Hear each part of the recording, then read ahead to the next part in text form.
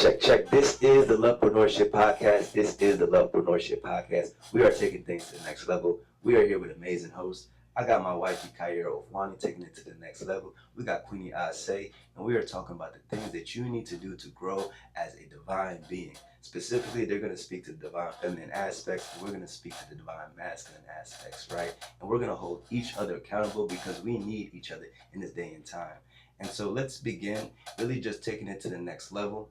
We're talking about how to grow in our business, right? Because that's something that people are having a lot of challenges in. Mm-hmm. And so I want to kick this off with Wifey because she really just did a nonprofit navigator virtual course. She's full of information. As she was speaking, I was writing down notes while I was recording.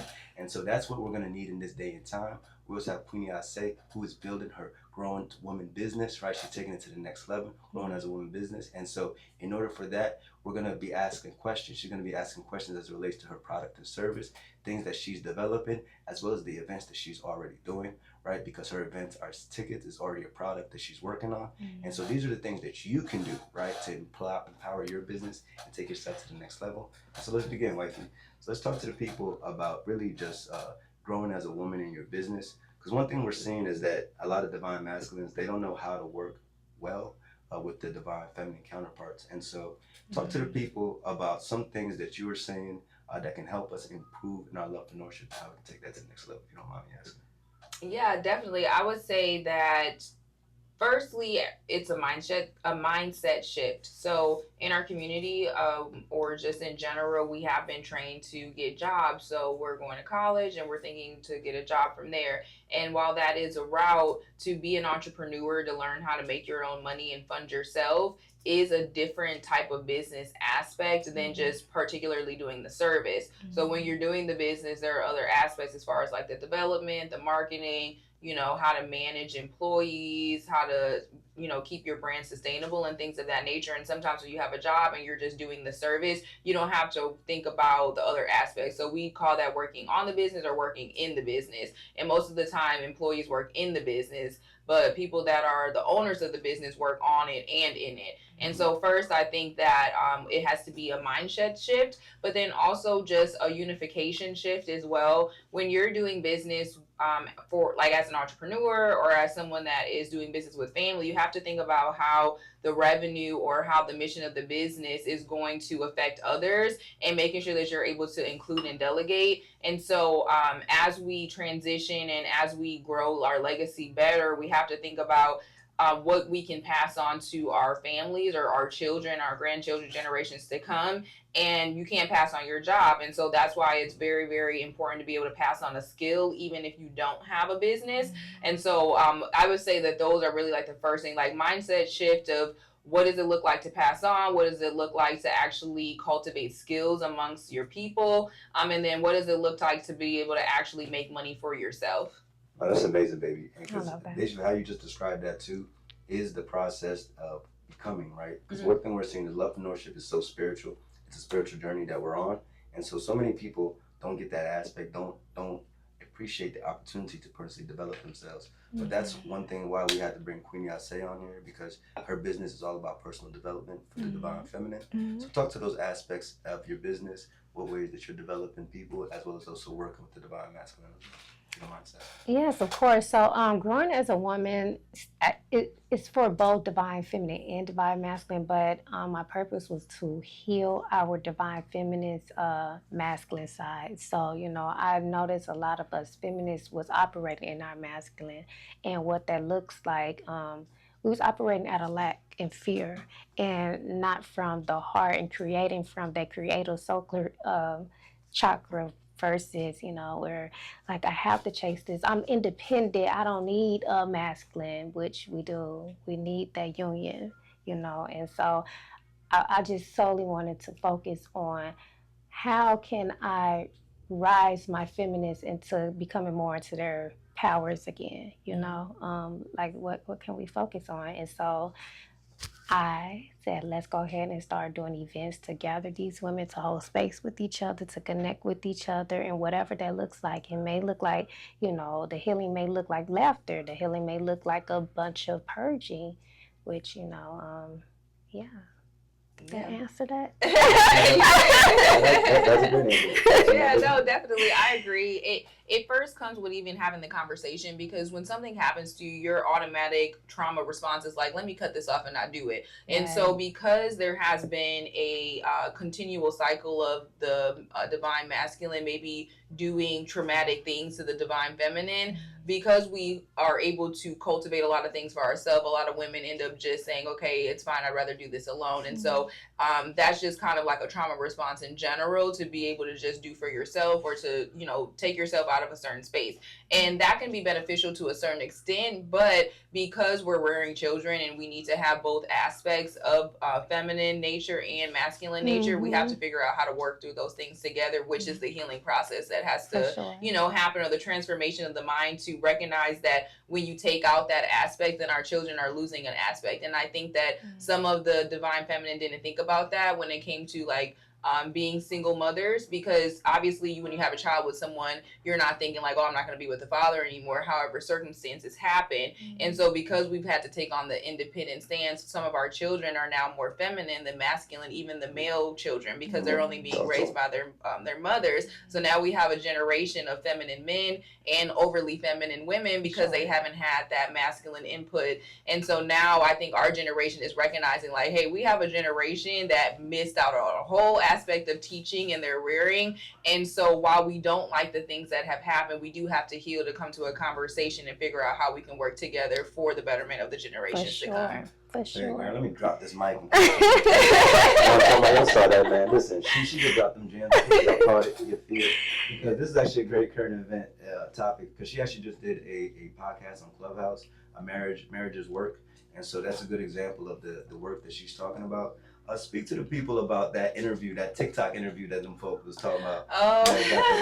Got them working. Talk to people. Yes, so every second and fourth Thursday, I'm part of a women's group that's called Marriage is a Four-Letter Word Work. And so essentially we get on Clubhouse, and it's a women's group for not just wives, but for people that want to be wives, to teach you about the true aspects of marriage. Because our grandmothers and aunties and stuff, they ain't really tell us what marriage was. They just said, stick with your marriage. You know, they'll be married 40, 50 years, but not really tell you what for real happens or the work that is necessary. And so this is just real conversations about things that happen and how we heal. And so particularly there's a pastor, a couple, I believe that their last name is Steele, Pastor, I don't know his name, but I remember his wife's name is Kelly Steele. Okay. And they went through some traumas throughout the beginnings of their marriage. So have you ever heard of the Dear Future Wifey podcast? Okay, so they were interviewed on there. Okay. And they started off I guess from the ages of like 19 to 24, there was like a lot of infidelity in their marriage, as far as the husband's, he came into the marriage letting her know like, hey, you're the main one, but I have a roster. But because she came into the marriage broken, she didn't necessarily have, wasn't instilled certain confidences or self-worth. She said like, I came into this being okay with like, okay, as long as I'm number one and you're letting me know about other things, like she's okay. But she also gave the disclaimer that she wasn't spiritual at the time, so she didn't necessarily know that this was wrong. Right. And so throughout their interview, they were telling about different things that he did to her, and different things that he would say, which were like extremely traumatic things that like people just shouldn't go through. But they displayed it in a way where they were laughing at her trauma, or like making it seem like, oh, we're over it now, but it's a joke. But it's like, your husband over here, like she was saying stuff like, oh, she would know he was going with the side chick, but she would iron his clothes and cook him dinner first, just like praying to God know he was going to come back. Or he would like straight up tell her like, I don't like you. You're not my preference. You just convenient type stuff, and she would accept those things and say that like God graced her to do certain things. And she knew that through prayer and fasting and all of that stuff that he was going to come around. Now, eventually, he did get saved, and now they're pastors of a mega church. But people are like, hey, how as a pastor did this happen? But also like, one, he wasn't a pastor at the time and he didn't know God. But two, now that you do, they didn't give steps on how he actually had transformation. Right. And because he was like laughing through the session, it didn't show like true remorse for what was going on. And it gave younger people a uncertainty about, hey, as a woman, should I just go through the trauma with my husband thinking that transformation will come 20 years later? And as a man, is this just how men are? They didn't really break that down for people. So a lot of questions were brought up in our marriage group on Thursday, just like, you know, was this a correct way for them to displace in the masses, Right. or, you know, how do we avoid things like this and things of that nature? So Okay, yes, so it was very interesting. I do have a question. Yeah. Did she say that she took a journey to go know herself and then come Yeah. back? Well, so she said that during the marriage, while he was doing the infidelity and things like that, is when she found God. And so she started going to deliverance conferences.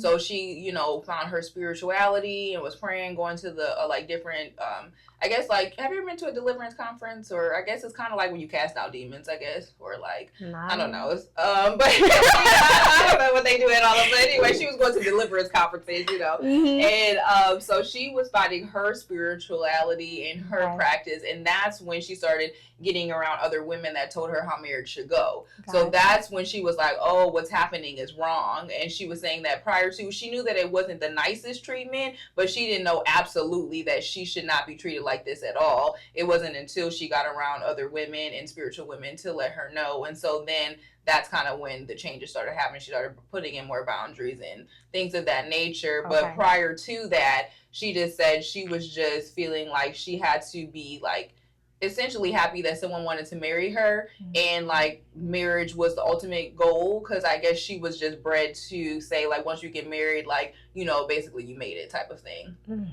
Yeah. Girl, you get that summary. That's better than TikTok.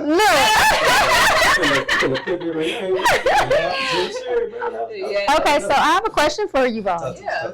So, do you all believe that, because my belief is we have spiritual husband and wives, you know, and not necessarily like this physical thing that people make it out to be, and that kind of is where we can kind of disconnect from the divine and ourselves, you know.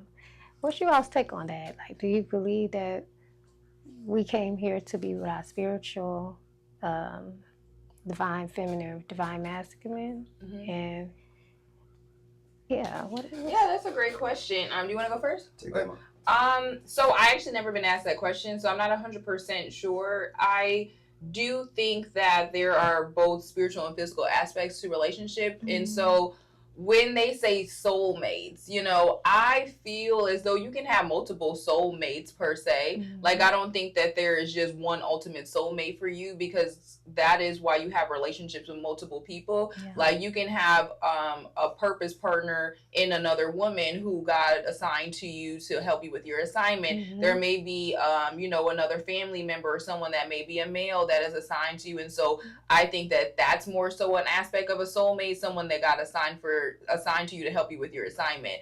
And so sometimes I think people think soulmate, like, automatically that's just like their partner for life and they have to marry them and all of the things. I think it's more of a, like, y'all souls are supposed to help each other get to a particular place. So I do believe that. Now, as far as like marrying your spiritual partner or marrying your I think you said spiritual partner, right, instead of physical, essentially I do think you have to be equally yoked. You know, you do have to have a similar like knowledge base about whatever principles of God that you are going to follow and things of that nature. And because we are spirit beings, I don't necessarily know the physical aspect. Like, it's hard to answer that question, because it's like when we do pass away, I have always had the understanding that maybe we're reincarnated or our spirits go into other things. So it's like, if we're only married to the spirit, does that mean that then we're married to them forever, even if our carnal bodies pass away? I don't know. It's a great question. But I do think that you have to be spiritually equally yoked with the person that you are going to do life with, for sure. Yes. What about you? That was a great response there. Yes. And you definitely caught on some key points there. Because ultimately, I think when you're talking about the soul advancing, that's the key there. I think we as a culture are over-sexualized. So we automatically then relate soul to soul, or sex ties or soul ties in that regard. And because usually when people say soul ties, they think about sex. Yeah. But we're tied to the soul to the point, or at least when you say soulmates, or even your spiritual husbands or things or spiritual wives, right? It's really about advancing yourself, advancing your soul. Yeah. So that may not be sexual. That may just be through your purpose, through growing as a woman, right? It may be actually through Lovepreneurship podcast. It may be through your nonprofit navigator, right? And so soulmates could also be for a friend as a woman, right? So it doesn't have to be. That's why it has to be more open. I do think that as a people, that is what we have to get back to, where we see each other as on a journey, and whatever we can offer that person, that they're willing to receive, though. That's the key, because we can't provide somebody something that they're not ready to handle. And so that's what more of life is teaching us, what the ability to discern what people can actually take, can handle, and what we also have that's worth offering. Because that's why they say, don't cast your pearls before swine, right? Because not everybody's able to appreciate the gifts that you offer to people. And so just being able to value yourself and know your value, know your worth, a lot of times spares you from making those wrong decisions, because when we make decisions from a place of lack, we then rush into things as opposed to just being cool, knowing that the Most High is going to take care of you. The birds don't wonder about how they're going to get fed, but every day we're wondering if we're going to eat. Knowing we got food in the fridge, for sure, but we still be scared about if we're not going to eat. And so life is always trying to discourage us unknowingly. Just to answer your question in terms of spiritual, right? This is a way station. This is the moment before we make our ascension or our descension, right? And so that's what it feels like, because to some people here, this is heaven. To some people here, this is hell, right? And so what does that tell us? It tells us that everybody's able to create their own personal experience. For sure. And so that is why it's important to not do the opposite of the great majority, because if we study people, we'll hear and listen to people and hear that most people are unhappy, right? Most people aren't able to discern evil from right, right from wrong, good from evil, who is for them, who's against them. And so that runs us into problem. And that's really the only thing we're here to solve, because once you discern your spiritual tribe, the people who are here to excel you, then it's going to be about fruitful and multiplying. For sure. We make life simple. Life ain't easy, but it's quite simple. It ain't easy to find your mate. It ain't easy to get there, but it's simple to find your mate. It's the person who's for you. Right. You know what I mean? That's simple, but that looks like a lot of things. And based on the season you win. Right. Not every season do you need the same thing. So it's just about being able to discern where you're at in your season, and more so just allowing yourself to pour into others, because what will naturally happen is the person meant for you will be attracted. Especially if that's what you want, and if you're clear with who you are, they'll feel that, right? So that's one thing I say with my wife here, right? She was able to take that to the next level, because for me, right, we started off a contract tutor, right? So I was her contract tutor. Okay. So from off gate, she already showed that she had that humility to learn. That was something that was different for me, because I just noticed that it was getting to that point where I wanted to be able to work with my partner. But I could see that not a lot of people have that acumen, that skill set, or understand the importance of just going out for yourself, trusting in your vision. And so she was very much on her vision. She was telling you, dancing in NBA, in law school, what I mean, or at least coming out of law school. She had already went to Columbia nonprofit, and so she was already showing qualities that were very becoming. And so we started becoming more active. When we started becoming more active in particular, that's when I noticed that we had to get on an agreement, at least in particular, she was the first woman that brought me an agreement. She said, okay, it was cool when you was tutoring me, you know what I'm saying? But if you go and date me, right? She put the Kevin Hart voice on, you gonna date me. You gonna have to get tight. You gonna tighten yourself up. You have to tighten up. And as a man in that season that I was in, I was like, tell me more. Yes, I love that. No, real talk, because you gotta be able to know where your less strengths are, right? Because we don't say weaknesses no more, right? We're taking weakness out of our vocab. That's why we have a stronger head, right? We don't have a weaker head, right? Because too often we're wondering why we're responding to like weak. That's why I also say, if they wanted real progress, they would have called it a pro, but instead they wanted to hold us back. That's why our laws are made by Congress.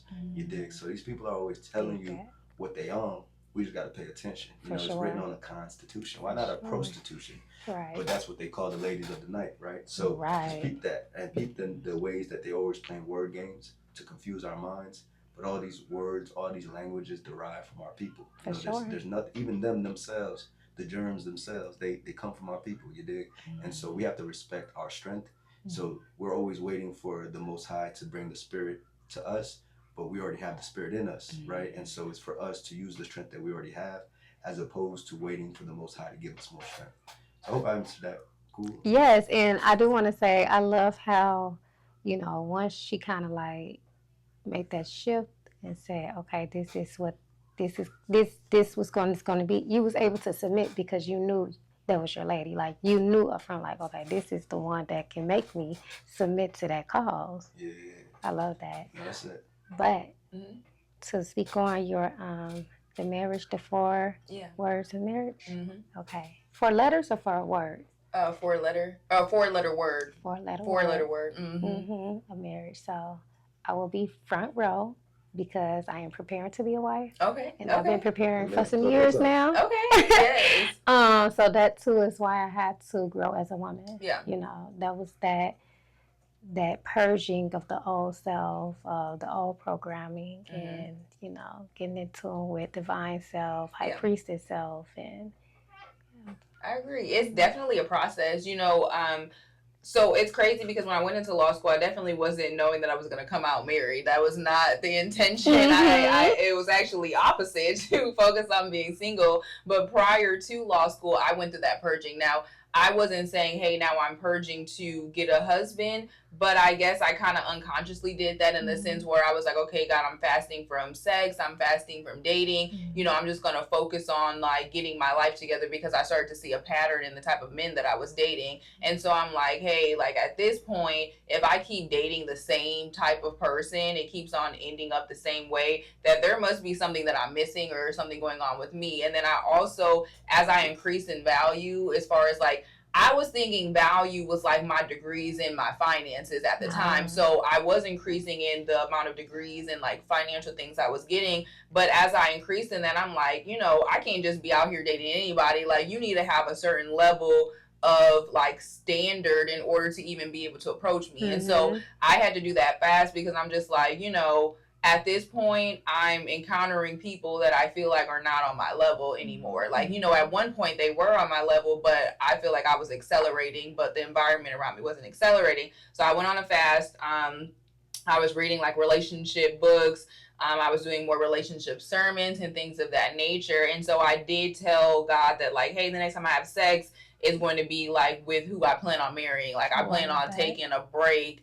And then like, I didn't necessarily plan on waiting to have sex until marriage per se, but I wanted to make sure that it was a person that was going to be like the last person, because I was just like, I've been doing too much basically. And so I thought that journey was going to be a little bit longer than what it actually was, but it only ended up being a couple of months. And then that's when I got to law school, and that's when we started hanging out. But like he said, it was more so like on a study type of thing. We're studying or whatever, things like that. When he did approach me with wanting to be in a relationship, I had experienced so much trauma that I was like, like if I'm going to take this risk, like I need to be for real. And I'm very much like, I was kind of like in my feminist era too, where I'm like, I don't necessarily want to be known for a particular man, in that I see that they're like, I was encountering a lot of great women, but they would be like, oh, that's so-and-so's wife, or, that's so-and-so girlfriend or whatever. But they weren't saying, the accomplishments of that woman. And so I was like, I don't want to be like that. And I was already seeing it with girlfriends in law school. Like everybody be like, oh, like that's Brad or Anthony girl or whoever, blah, blah, blah. I'm like, she got a whole name. Right. Why not introduce her about her, her name, or, oh, she actually just won this award. Exactly. Right. So I was like, I don't want to be that. But one of the good things was that he was a 3L and I was a 1L. So as he was going out of law school, I was coming in. So that was kind of some security for me, and that, okay, I can still focus on my academics and make my name without him also being here, where people are going to be like, oh, this is just so-and-so. So that one kind of helped. But then two, to his point, when he told me that he wanted to be in a relationship, I was like, okay, like I'll consider this only if these are things that we can like work on to do. Because like I said, I just knew that I didn't want to experience what I had experienced again in the past. So I kind of just put my do's and my don'ts, what are my deal breakers, like what I look for in longevity to the knowledge I had at the time. And so I sent him that in like a little letter contract type of thing. Because it was Christmas break. Actually, it was on my first semester of life home. I went home for Christmas break. For real, I was like, when I come back from Christmas break, I'll let you know if I want to be your girlfriend. Yes. So I sent it. I gave it. Girl, you decided. Oh, girl, we gonna like go.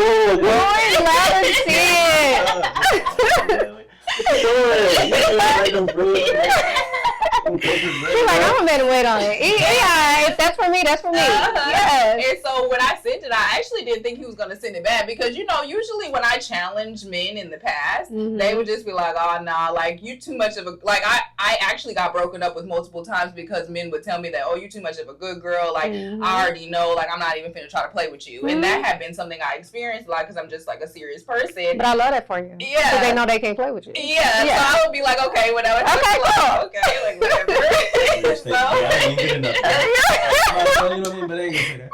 Exactly. So when he actually responded to the letter with like, what he could do, and then also he let me know what his do's and don'ts are and like what his deal breakers are. I was like, okay, all right. Well, I was like in my head, I'm like, all right, well, let's like do a temporary trial period to see if he actually do it. Not a temporary trial period. Yes, because people will say stuff and not know if they really gonna do it.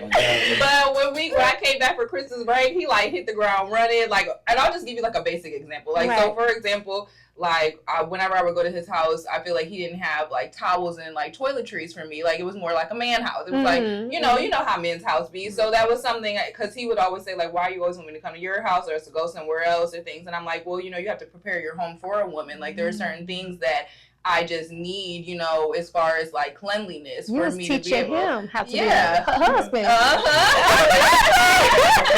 And I'm like, man, you like, girl, let me get you some time. I came back from there, girl. He had them pink and green towels, but AKA he had the pink and green towels waiting for me and stuff like that. So I was like, okay.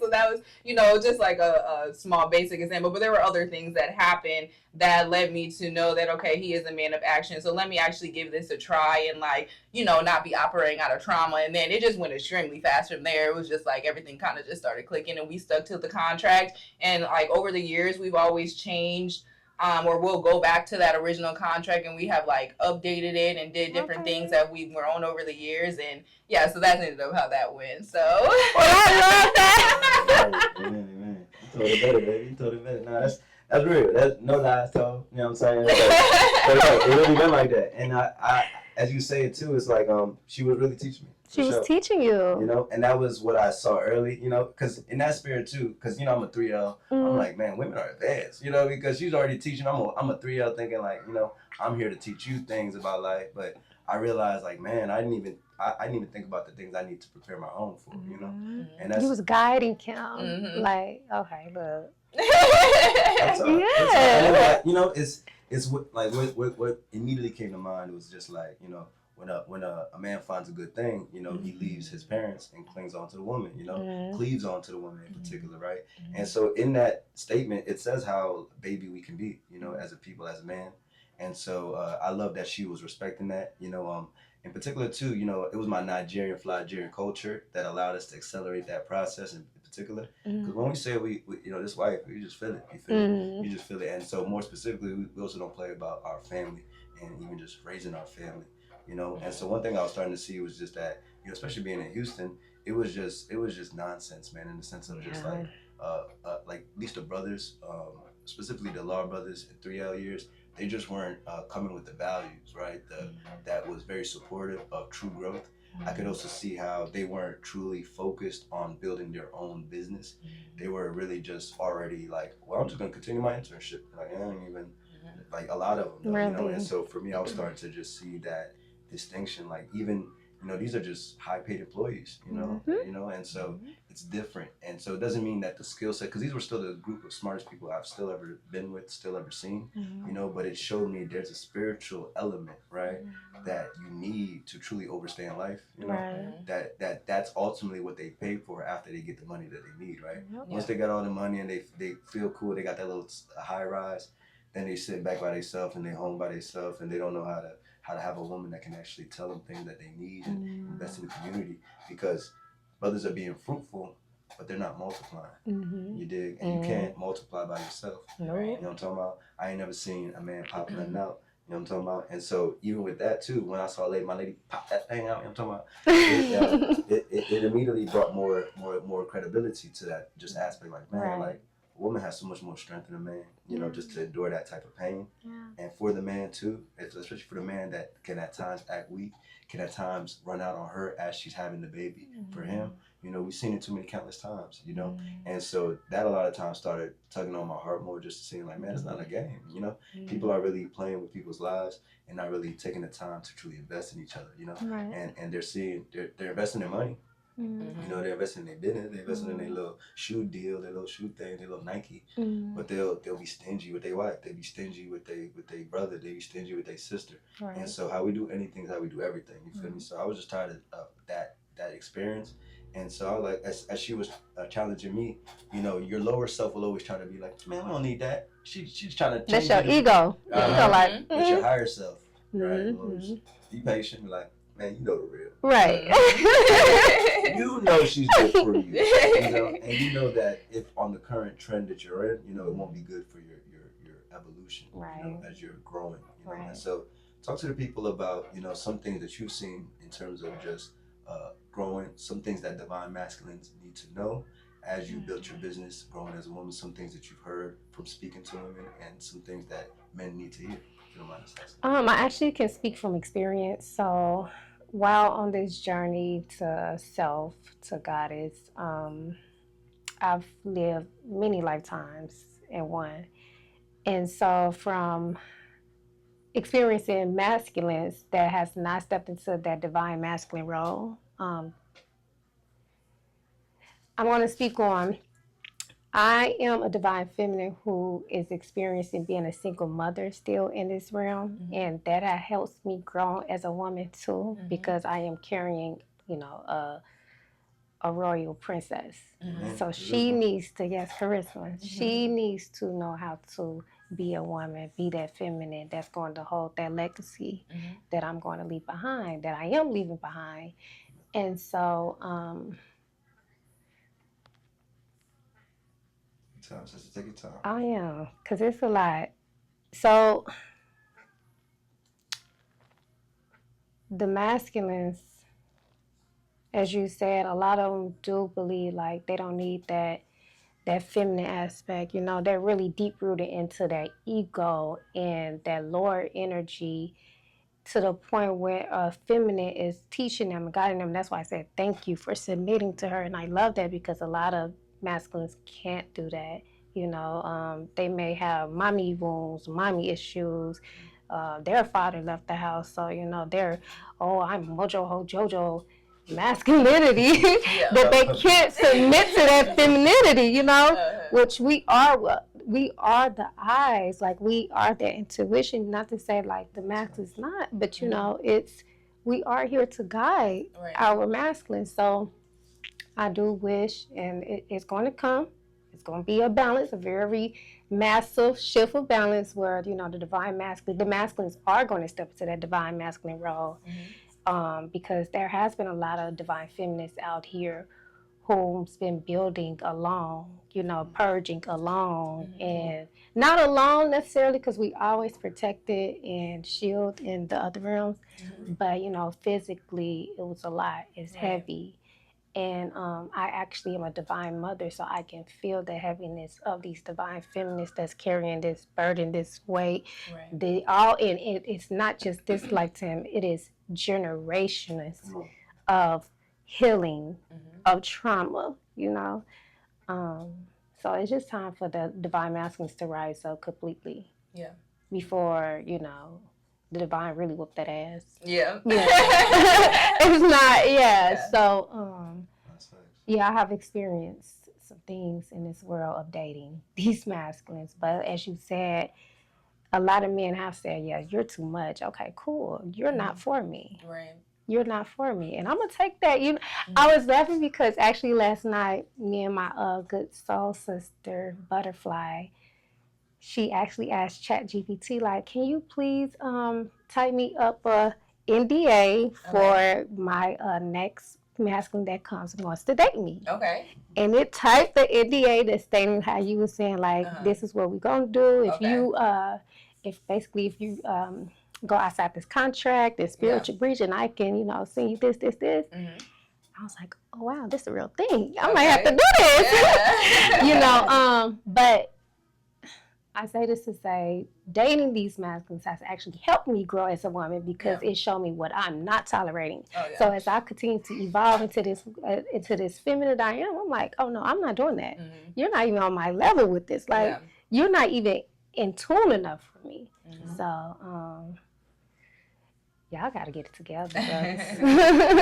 And for the divine masculines that are doing the work, we appreciate you. Truly, because there are some divine masculines that's out here healing and, taking care of these divine feminines. You seeing it right here. So there are those that's doing the work, and that is very appreciated. Yeah, definitely. I agree. I think that we were just kind of talking about that the other day. It's like, a woman can only do so much to help that man transition, that there has to be more men groups of that are discipling other men on what they should and should not do, especially because there is a huge father gap in our generation. We need more people that are doing the work to be able to step in as like a surrogate father or a mentor to the men for them to know. And also just recognizing that even in the realm of business, people only trust your development of manhood based upon your ability to sustain your family. If you don't even have a wife or children, you technically aren't a fully developed man because you have not shown the capability to be able to steward over things. So that's why if you see CEOs or politicians, things like that, they rarely will vote someone into office that is not married, because how can you cultivate and run a business, a state, a country if you can't even run your household? And I think that our generation has like missed that, where they're like, oh, okay, as long as I get a good paying job, then like I'm cool. But it's like, no, people want to make sure that you can actually like cultivate and sustain others if you're really supposed to be like the lead of everything. And so I do think we got to like promote more men groups, because a man can really only learn how to be a man from a man. Can I promote one? Yeah. So actually, I'm going to go ahead and shout out RC Love. His name is Ronald C. Lee. And he actually has a wellness home. It's called Eagles Nest Wellness Home in Third Ward. And he actually, Third Ward. He actually puts together like meditation circles, but he aims to heal the masculine, because he is one of those divine masculines doing the work as well. So please check that out. Ronald C. Lee, Eagles Nest Wellness Home. That's good. Okay, yeah, I'm gonna check them out too. Every Wednesday he does a meditation circle, so very good. Yeah, cool. Yeah. To your point, we gotta bring him on the podcast. Yes, I'm gonna Thanks. And I was gonna say too that like I think he was asking you about experience with men. I would say that like when women are choosing men in general, I'm not saying you have to marry or pick a finished product, but you need to make sure that there are some principles there. And so like a few things as far as like when we first got together, Michael was the first person that like approached me saying like, if you become my girlfriend, that means you're gonna marry me. Like I'm not, making you my girlfriend that then maybe something's like, no, we're going into this knowing that that's what we're working on. That was the first time I encountered that, which is why I took the contract so serious, where I'm like, okay, you talk about we not just casually dating. I never experienced that. Well, if I'm really thinking about marriage, these are things I need for marriage. So when I was writing the contract, I was able to write it in the perspective of if we were going to be lifelong partners, not just like test trialing, which I had generally did and like most people that date or the way I date is like, okay, you my boyfriend for however long, like I'm praying and hoping that eventually you bring up marriage and then you're gonna propose to me and all of the things. So that was something that let me know off grip that marriage was already gonna be like in the future, or just like was a principle or a moral of his family. And then the second thing was I grew up spiritual as well. Like my mother, my family have churches and things of that nature. And so growing up, I don't know, they call it like a Holy Ghost filled church. That's what they used to call it when I was growing up. But in the sense, like it's a prophetic church where they will do prophecies and healing and do miracles and things of that nature. So I grew up seeing supernatural things that I couldn't particularly explain to the masses. And I always just kind of learned that this is the things you talk about with your family or close friends or different things of that nature. But when we were having discussions, I was able to disclose to him some of the supernatural things that I had seen my mother do or other family members do within like our spiritual tabernacles, and it didn't weird him out. Because usually, like, if I tell my friends or somebody, they'll be like, "Ooh, God, that's too much." Like, you know, they'll be like, "Ooh, I know about that." And so, like, having that normalcy did help, because I knew that whoever I was going to be with longevity needed to know that my family, like, you know, owns church. Like, we were thinking that we would be on like that track at the time, but like, my family owns churches. We be in church multiple days of work, multiple days a week. And when you meet my family, that's what they're going to want to do with you. They're going to be like, come to church with this type of stuff. So, you know, I wanted to make sure that there was a comfortability with the type of environment that I had grew up in. And so that's not necessarily the environment that everyone, but just making sure that you're spiritually yoked and that they're open to learning about or growing their principles and they're submitted to God is going to be definitely important, in my opinion. I love that. And I'm going to, no, I'm sorry. So in this dating realm, I've recently met a gentleman, right? And so, you know, when he approached me very correct. So I'm like, okay, you know, okay, cool. So then he goes on to tell me about, you know, the businesses he have and all that. Now, this is how God works. He asked me, let's go on a date. Okay, cool. But in the midst of us, before we went on a date, he's like, I have to set up my hot dog cart and have my employee come, right? So I'm like, okay, cool. Like, you know, it's business. I get it. Good. But as we there, you know, I'm seeing how everything's set up. Like, as far as the cart, everything's not in place. The employee isn't in place. So this is kind of giving me a thought, like, his whole life not in place.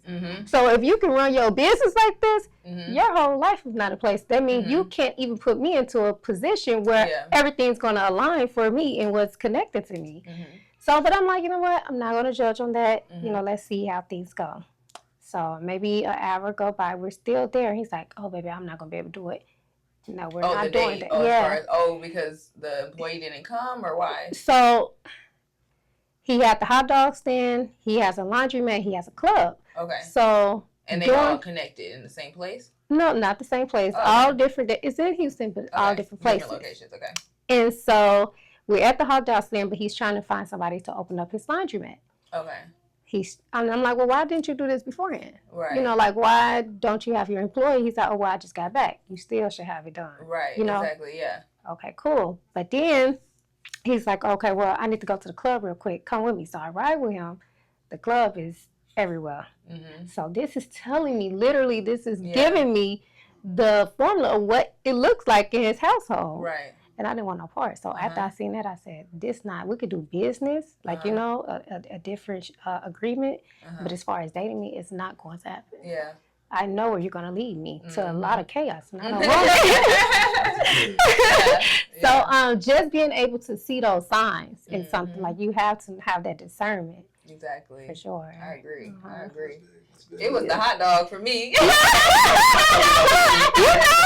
why that's so funny. Look. Literally, we're talking about people feeding hot dogs at events. Yes, right before we got here. I was like, because he kept trying to feed me the hot dog because we supposed to went to eat. And I'm like, I'm hungry. Yeah, and I was like, I don't want that. At first I was like, I don't eat pork. He's like, it's beef. I said, I don't trust that. No, I'm not eating that. Yeah. I was like, it's everything for me. Yeah. I'm not doing this. Yeah, that's good. That's good. I remember this one time, like, this is a good example of divine masculine. We was on a double date one time, right? One of our divine masculine friends, we had just came from a place to eat. We had just eaten. We were all filled. It was good spot. It was good music. You know, we were chilling. We were on the way back home. We were just going to be chilling at the crib. I think, was I driving? No, I think he was driving. Oh, so he was driving. No, we were in that car. So he was driving. We was in the back seat. Yeah, and that's why he was able to do it. So yeah. No, he didn't tell you to pull over there. You wouldn't say no. What's up? Yo, you already know. Bro. But for real, so I didn't know what bro was doing. Yeah. Bro was like, yo, I gotta pull over, bro. I gotta get this hot dog right now. I was like, first of all, pause. You know what I'm talking about? And then two, you know what I'm talking about? You know what I'm saying? Just the way you say it. why do you say it like that? You could just Right, you know, right. And I was just like, bro, we just ate. You know, Yeah. I was like, bro, money. You're like, that's why money's so important to you, man. You just lack of self-control. Mhm. You can't discipline. It's little things, right? To your point, you know, it is a reflection of character. Yes. In every small thing, because how we do anything. Yeah. How we do everything. Yes, it's funny because before that even happened, when we were at the restaurant, this was like a couple years ago, back when we don't drink anymore, but we did back in the day. And so we had like, you know, a drink or two there, but we were already kind of starting to slow down on our drinking. So I feel like we only ordered like a drink, but him and his partner were like drinking more or whatever, blah, blah, blah. But mind you, we're also vegan. So it's like we can't drink as much because what we're eating is like less than what they were eating. So already when they was drinking a lot, we kind of was just like, ooh, they trying to get drunk, you know, whatever. But when we go out of town, we going for pleasure and business. So we still was like, you know, we got stuff to do. But it was the first time when I saw how much he was drinking. So when it was like already that lack of self-control that made you need to stop somewhere else to eat, because the food there should have sustained you, but it was because you drank so much, you felt like you needed to go somewhere, but then you were willing to embarrass your girl by stopping at a gas station to get a hot dog. Like, we could have went anywhere else, got you some else food, could have cooked some at the house, but you stopped, and she was so embarrassed because she brought it up to us the next day, like, oh my God, I'm so sorry they did that. We're like, it's okay, girl. It's okay. No, that's very important to me. So discipline, like, so that's what growing as a woman has shown me. I love a disciplined man. Yes, so discipline. Even when it comes to sexual act, I don't even want to be invited to your home, you know. Discipline, how you eating, how you take care of your body, what you feed in your body, what you feed in your mind, what you feed in your soul. That's very important. So that lets me know that I can submit to you because you are feeding your spirit, your soul, and not your flesh, you know. Exactly. So true. Discipline is key. Divine masculine.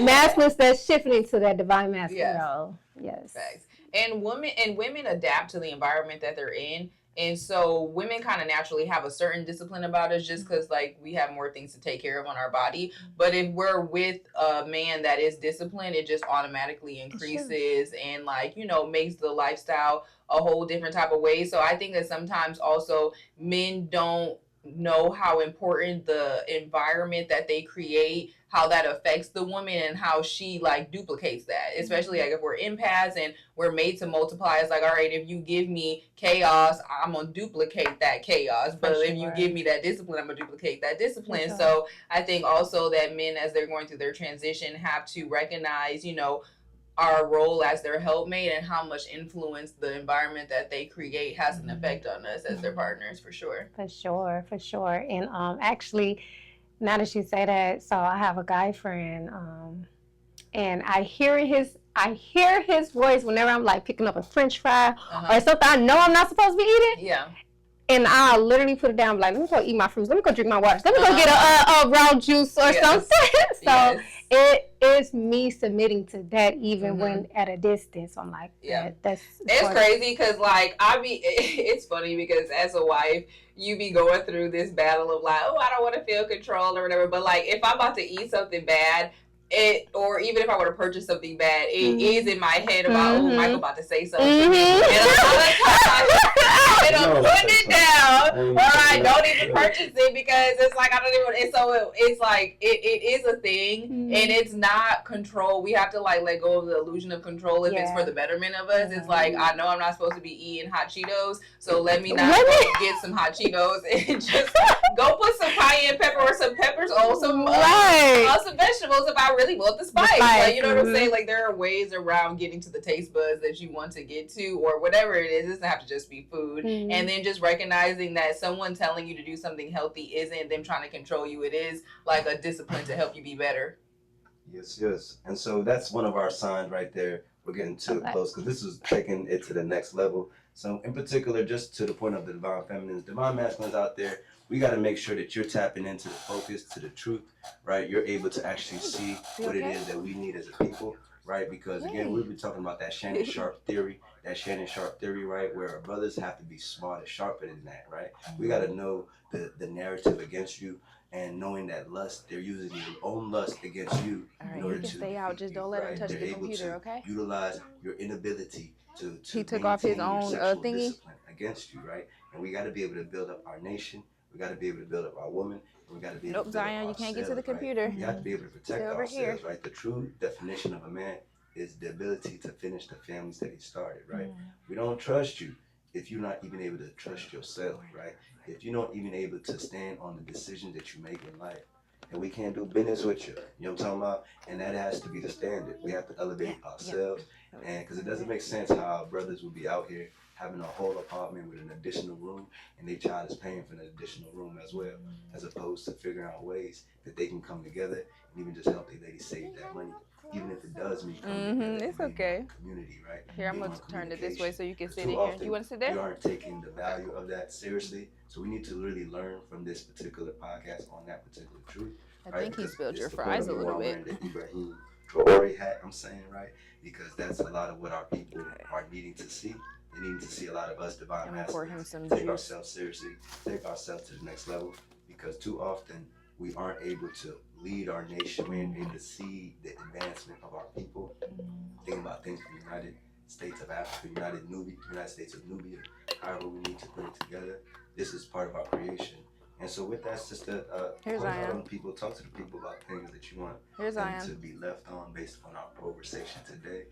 And Here's tell them where Zion. they can find you, things of that nature. Alrighty, so I just want to actually, him and his wifey, Kyara Yes, yes. Be careful. and Michael, I want to give a big thank you. I actually want to tell them I'm very proud of them for doing the work as a union and not individually.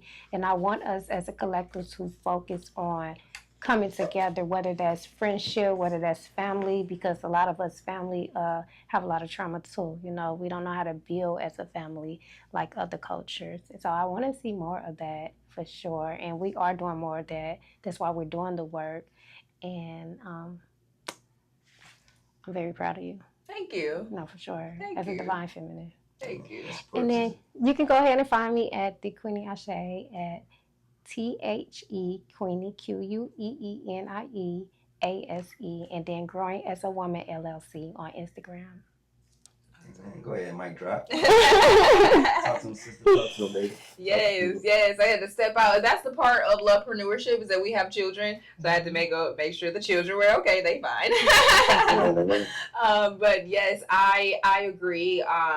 You know, that is something and that's not to say that there's anything wrong with African Americans, but that is something that has sustained our marriage. Is that my husband's Nigerian, so he comes from a family that is like they don't play about marriage and they don't do divorce. And so one of the things that his mom and his aunts, you know, had their sit down talk with me like, hey, if he does anything that you know, you don't like, or that you feel like you just need to leave, like come live with us first. Like we will take care of you. We'll figure out what to need. We'll get him together before, you know, you feel like you need to leave the relationship. And I don't know that that's something that happens in our African American culture just due to, you know, post-traumatic slave syndrome and all of the things there. And so I would say that when it comes to people trying to sustain their families or finishing the families that they started, we need to start doing more mindset shifts of recognizing that we can't compare our men, and I'm speaking as far as Black men, to every other man. You know, in our society, we are the ones that are disproportionately affected by the system, you know, economically challenged and all of the things. And so when we're expecting our men to be able to do the same thing as other men or have a same type of standard, sometimes it is unrealistic when you're looking at that they're last picked for jobs or grants or investments or things like that. So it's like if we're not building things for ourselves and figuring out how to help our men do business themselves, then we can't expect that it's going to have the same outcome. And I think that that's where we've gotten confused, because we've been in this melting pot where like, oh, this white man is a millionaire, so you should be a billionaire. Where it's like, well, the white man is trying to kill your man, so that is why it's hard for him to be a millionaire. So, you know, just like being more realistic with the state of the nation and then basing our standards from there. And it's not to say that we don't have a certain standard. It's just to be realistic with how we're going to make our money, you know, what kind of environment we're going to be in, and just recognizing that our moral principles are different than other cultures. So we can't be trying to pick the same type of man as other cultures, basically. So I think that's very important as we move forward in the future. Very. Amen. That, to your point, you know, they sold us the melted pot, but didn't tell us that it was melting. Yeah. Facts. Come on, man. Come Y'all on. y'all did an amazing job. Round of applause wherever y'all at, man. This is the Lovepreneurship Podcast. This was an amazing conversation, man. This took us to the next level. This took us to that divine elevation. Divine masculines, tap in. Make sure you take care of your divine feminines. It is about us protecting and serving. You dig? We got to get on our square. We got to get cut like a mason. You dig? We got to get on our ability to free our people from bondage. Right? We have to start with this information. The knowledge is going to take you further because once you fully know about yourself, you know the power about your people, you know about where your people come from, you learn that you owe it and a lot of things that they got going on is going to take you to the next level. You literally tap into the DNA that gets you on that frequency. We don't even use a lot of our brain. You dig? And so just being able to tap into the truth allows you, being able to tap into more languages allows you, right? So we just have to be able to free ourselves up, always just overcome those feelings, those moments of depression, right? Those moments of us feeling down on ourselves, because it's very easy to lament on ourselves, but it's not easy to be able to push ourselves to the next level. So on that note, we're going to close out, and we appreciate you all for listening. Amen.